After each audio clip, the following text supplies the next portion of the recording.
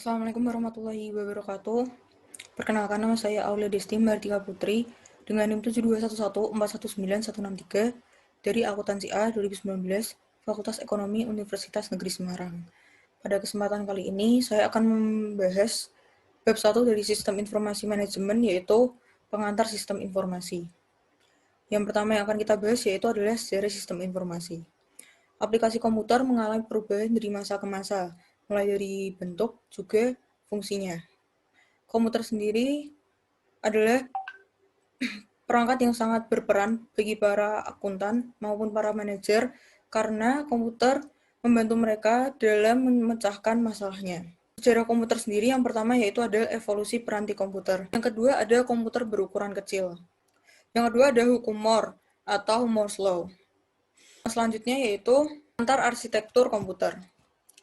Inti dari sebuah komputer adalah pada prosesornya. Prosesor yang dikendalikan oleh sebuah sistem operasi seperti Windows XP mengelola alat input dan output, alat penyimpanan data, dan operasi atas data. Unit pemroses sentral atau Central Processing Unit yang disingkat dengan CPU berfungsi untuk mengendalikan seluruh komponen lain. Memori akses acak atau Random Access Memory atau yang biasa disebut dengan RAM bertindak sebagai tempat kerja bagi CPU. Maka semakin besar area kerja, maka akan semakin cepat CPU untuk menyelesaikan tugas-tugasnya. Yang selanjutnya itu ada pengantar arsitektur komunikasi. Komunikasi antar komputer dibatasi oleh adanya fakta diprioritaskannya komunikasi telepon antara manusia. Standar dan prosedur komunikasi telepon tidak pernah dimaksudkan untuk mengakomodasi komunikasi digital yang sangat cepat yang dibutuhkan pada komputer. Selanjutnya ada evolusi di bidang aplikasi komputer.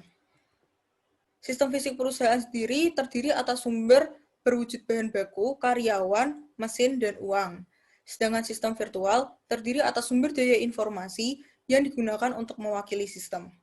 Sistem fisik dalam sebuah perusahaan adalah suatu sistem terbuka yang berinteraksi dengan lingkungan melalui aliran sumber daya fisik. Sedangkan sistem informasi tertutup adalah sistem yang tidak berkomunikasi dengan lingkungannya. Dalam evolusi di bidang aplikasi, kita membahas beberapa hal. Yang pertama yaitu ada sistem pemrosesan transaksi. Sebelum komputer ada, sistem virtual perusahaan adalah kombinasi dari proses manual, mesin pembukuan yang digerakkan oleh kunci, dan sistem kartu berlubang, atau yang disebut dengan punch card system, yang memproses data perusahaan.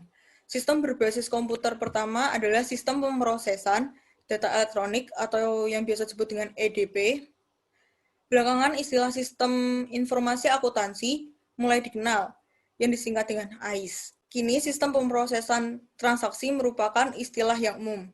Sistem-sistem ini berbagi satu ikatan yang sama, yaitu mereka memproses data yang mencerminkan aktivitas perusahaan. Selanjutnya yaitu ada sistem informasi manajemen. Sistem informasi manajemen merupakan suatu sistem berbasis komputer yang membuat informasi tersedia bagi para pengguna yang memiliki kebutuhan serupa. Para pengguna sistem informasi manajemen biasanya terdiri atas entitas organisasi formal perusahaan atau subunit anak perusahaannya. Sistem informasi manajemen akan menghasilkan informasi melalui pengguna dua jenis perangkat lunak, yaitu yang pertama ada peranti lunak pembuat laporan. Yang kedua ada model matematika. Selanjutnya yaitu ada sistem kantor virtual. Pada tahun 1964, teknologi komputer telah memperkenalkan sebuah mesin tik elektronik yang mampu mengenali pita magnetik. Aplikasi ini disebut pengolah data pengolah kata yang menjadikan awal dari otomatisasi kantor. Dan juga aplikasi tambahan lainnya meliputi surat elektronik atau yang disebut dengan email, lalu kalender elektronik, dan hal-hal lain sebagainya. Sistem ini awalnya sederhana dan bersifat administratif, namun kini mereka biasanya disebut sebagai suatu sistem produktivitas pribadi atau personal productivity system.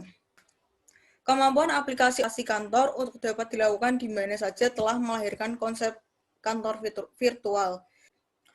Selanjutnya yaitu ada sistem pendukung pengambilan keputusan.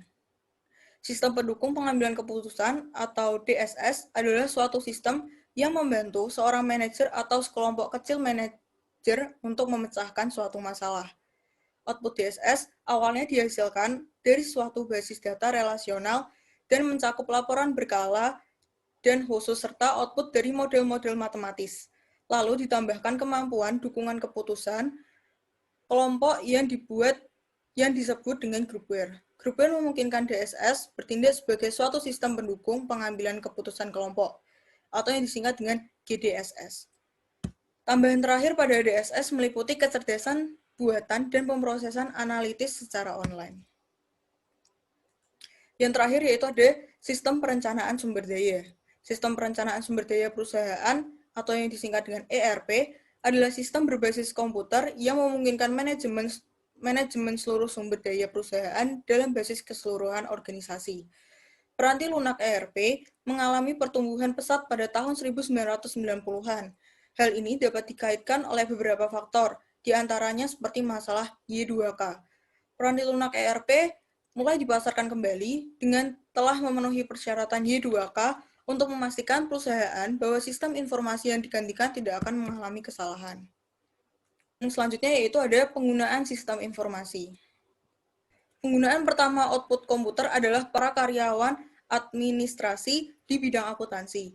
Beberapa informasi seperti yang dihasilkan sebagai produk sampingan dari aplikasi akuntansi juga tersedia bagi para manajer. Saat perusahaan menerapkan konsep SIM, penekanan akan bergeser dari data menuju ke informasi, dan dari karyawan administrasi ke pemecahan masalah. Selanjutnya yaitu manajer sebagai pengguna sistem informasi. Karena manajer merupakan individu, kebutuhan informasi yang mereka miliki juga sangat beragam. Namun, beberapa kerangka sudah dikembangkan, maka memungkinkan kita berfokus pada peranan informasi dalam pemecahan masalah. Yang selanjutnya yaitu di mana manajer ditemukan. Manajer terdapat di berbagai tingkatan manajerial dan di dalam berbagai area bisnis perusahaan. Tingkat-tingkat manajemen yaitu ada 3. Yang pertama yaitu tingkat perencanaan strategis, yaitu mengakui adanya fakta bahwa keputusan mereka seringkali akan memiliki dampak pada keseluruhan organisasi selama bertahun-tahun kemudian.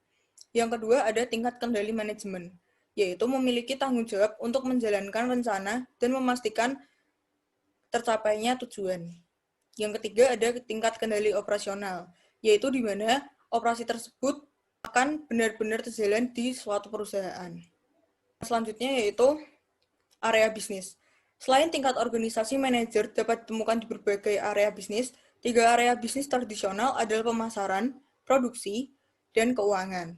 Belakangan ini, 2 area tambahan telah dianggap memiliki arti yang cukup penting, yaitu sumber daya manusia dan layanan informasi. Apa yang dilakukan manajer? Terdapat 5 fungsi manajemen utama, yaitu yang pertama merencanakan, yang kedua ada berorganisasi. Selanjutnya, setelah manajer, yang ketiga ada mengisi organisasi. Yang keempat ada mengarahkan. Yang terakhir yaitu mengendalikan. Sedangkan pesanan manajerial, yaitu terdapat 10 pesanan manajerial yang diperankan oleh manajer, yang melibatkan aktivitas-aktivitas interpersonal, informasional, dan keputusan. Selanjutnya yaitu ada peranan informasi dalam pemecahan masalah manajemen. Pemecahan masalah dan pengambilan keputusan sendiri adalah hasil dari aktivitas pemecah masalah adalah solusi.